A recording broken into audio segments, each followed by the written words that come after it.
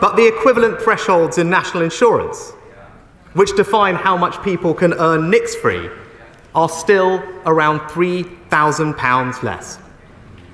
Now, the Prime Minister pledged in the 2019 election we would increase those thresholds.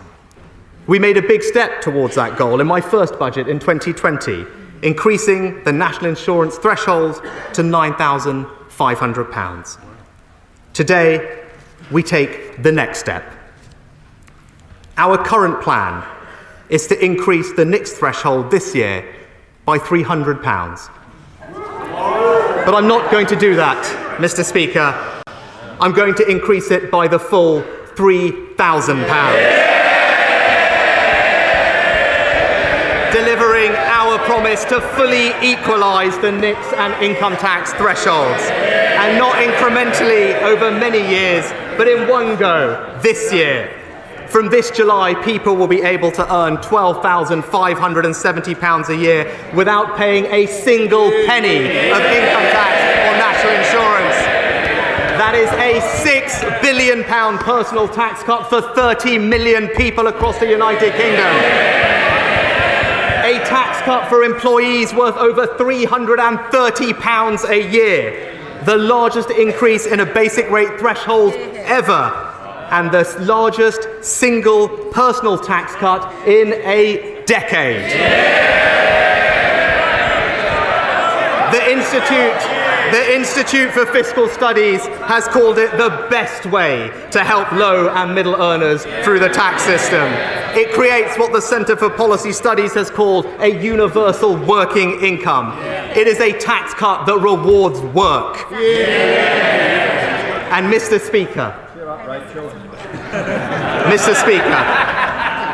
around 70% of all workers will have their taxes cut by more than the amount they'll pay through the new levy. Once again showing it is this Conservative government delivering for hard-working families and helping with the cost of living.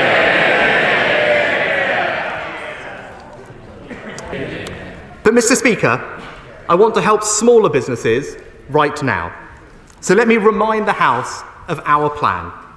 Our business rates discount will take effect in April for retail, hospitality and leisure businesses.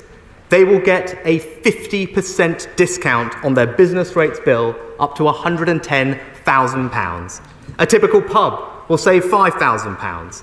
That's a tax cut for hundreds of thousands of small businesses worth £1.7 billion, taking effect in just a week's time.